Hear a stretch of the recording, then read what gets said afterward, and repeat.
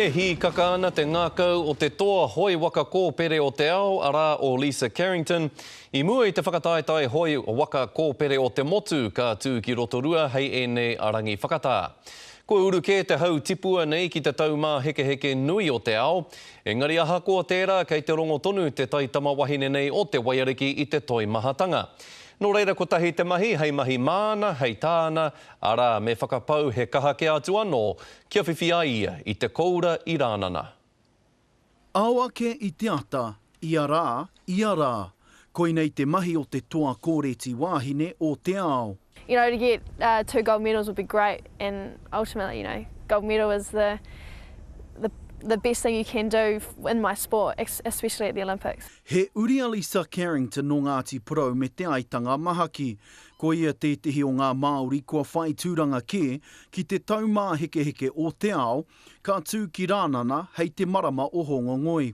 Ka mutu ka noho ko tōna whānau, hei tū ā papa mōna.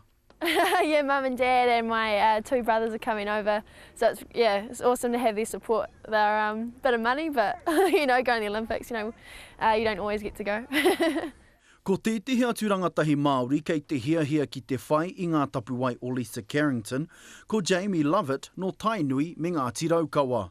They just kind of come out of nowhere last year, and it's pretty cool to think that, you know, we must have a good structure here, and you've always got, you know, you've got a world champion training with you every single day, so, you know, the benchmark is right there.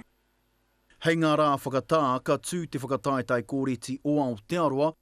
You always go down there to win, but I don't, you know, like, I wouldn't go out there and say I will, but there's, you know, you just paddle and do the best you can, and that's what you can ask for. Definitely to go to the Olympics. It's looking more like Rio at the moment, but I guess for me the focus is just on getting as fast as I can. Just to get on the water and just do the main things, the basic things. Just keep it simple, pretty much, yeah. Mō nāia nei kei te para te ara ki rānana. Roihana Nuri, Te Karere.